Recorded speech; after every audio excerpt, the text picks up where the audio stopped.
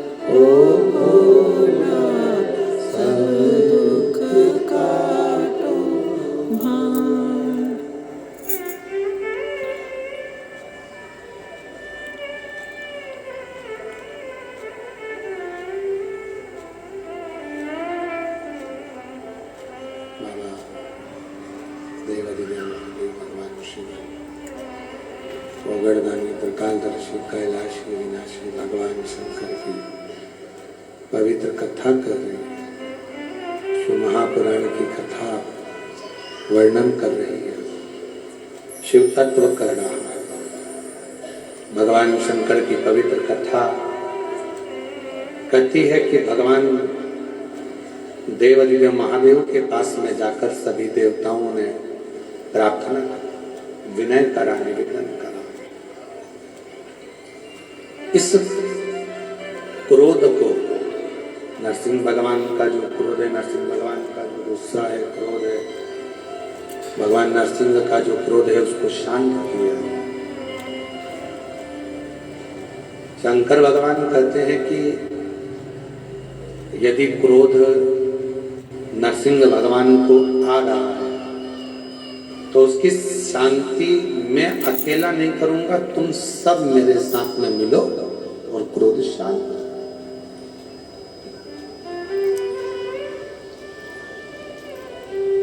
मैं एक शरम्भ पक्षी का रूप रख लेता हूं। शरम्भ पक्षी मतलब मनुष्य जैसा शरीर है, शेर जैसा मुख है और पंख लगे हैं, वो शरम्भ पक्षी।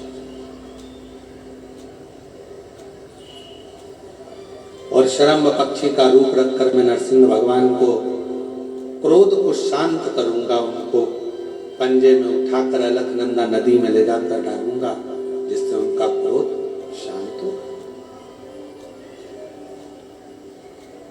शरम्भ पक्षी का रूप रखकर भगवान नरसिंह भगवान के पास में पहुंचे और नरसिंह भगवान के पास पहुंचकर उन्होंने नरसिंह भगवान को अपने पंजे में लिया और अलकनंदा नदी में ले जाकर छोड़ा। अभी बद्रिकाश्रम आप लोग जाएंगे दर्शन करने के लिए, तो जब अलकनंदा नदी के पुल पर चढ़ेंगे तो ताप्त कुंड के ठीक नीचे की ओर एक नरसिंह शिला है। उसका दर्शन मात्र कर लेने से व्यक्ति के जीवन में क्रोध की शांति, क्रोध शरम्भ भगवान शिव जी का जो ये नाम है शरम्भेश्वर महादेव, ये कोई साधारण सा नाम नहीं। भगवान शंकर का ये जो नाम है ये क्रोध को शांत करता है। इसलिए जब जब अगर अपने भीतर अगर कहीं क्रोध उत्पन्न हो रहा है या अपने को लगता है कि अपन बहुत गुस्सा कर रहे हैं, एक बेलपत्र को अपने हाथ में रखकर शंभेश्वर महादेव का नाम लेकर अपने घर में जो शंकर का शिवलिंग है उसको यदि समर्पित कर देते हैं तो हमारा क्रोध उसी क्षण समाप्त हो जाता है, शांत हो जाता है। शंभेश्वर एक क्रोध की शांति के लिए शंभेश्वर बाबा। शिव कथा कहती है आगे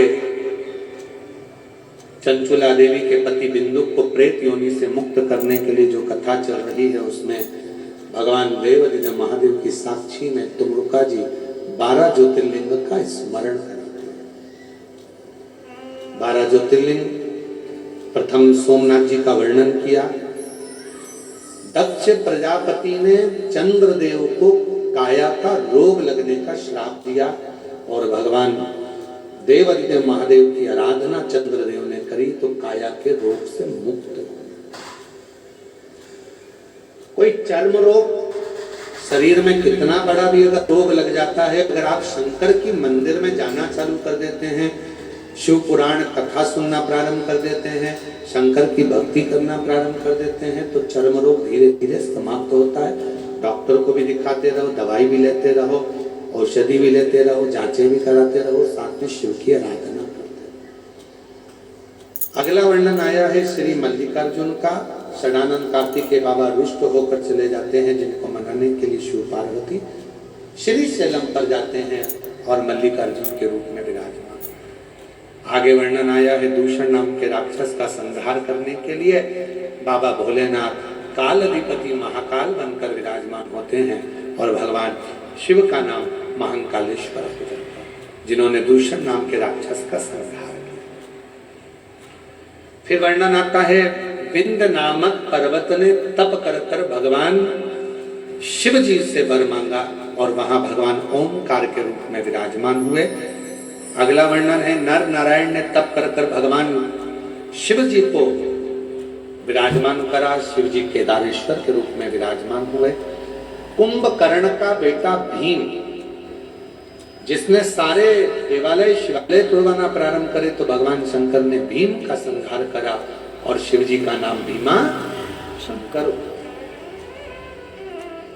आगे वर्णन आता है मनु शत्रुपा ने शिव जी का स्मरण कर भगवान भोलेनाथ को काशी में विराजमान करा और भगवान विश्वनाथ जी के रूप में विराजित हो। अगला वर्णन है त्र्यंबक बाबा का। गौतम बाबा पर गौ हत्या का दोष लगता है। दोष लगाने वाले कोई दूसरे नहीं होते, स्वयं के ही नजदीक के होते। दोष लगा